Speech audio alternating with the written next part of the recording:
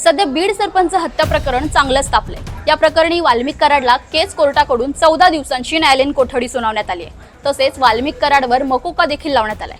मकोका लागल्यानंतर कराडवर काय कारवाई होणार, त्याला काय शिक्षा मिळणार, हेच या व्हिडिओतून आपण जाणून घेऊया। याआधी मकोका नेमकं काय आहे ते समजून घेऊ। राज्य सरकारनं मुंबईत गुन्हेगारीवर ताबा ठेवण्यासाठी ताडा कायद्याच्या धर्तीवर 1999 मध्ये मकोका कायदा बनवला। Maharashtra control of organised crime act म्हणजेच मकोका। त्यावेळी मुंबईतील अंडरवर्ल्ड संपवण्याच्या उद्देशाने मकोका कायदा बनवण्यात आला। आता त्याच कायद्याअंतर्गत कराडवर कारवाई होते। 2002 मध्ये हा कायदा दिल्लीत देखील लागू करण्यात आला। आता कोणत्या कायद्यांमध्ये मकोका लावला जातो हे पाहूया।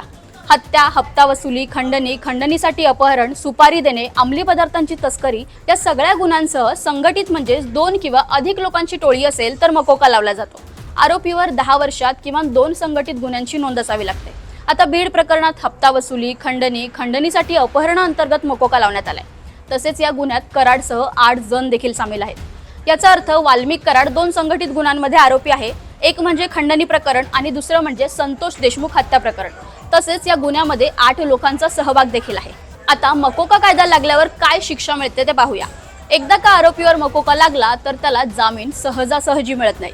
भारतीय संविधानात लिहिलेल्या कलमांनुसार जी शिक्षा असते तीच शिक्षा मिळते। या शिक्षेत कमीत कमी 5 वर्ष ते जन्मठेपेपर्यंत कोठडी राहते। या कायद्यात फाशीचीही शिक्षा देण्यात येते। त्याचबरोबर मकोकात किमान दंड 5 लाखांपर्यंतचा असतो। यासोबतच दोषींची मालमत्ता जप्त करण्याचीही तरतूद या कायद्यात आहे।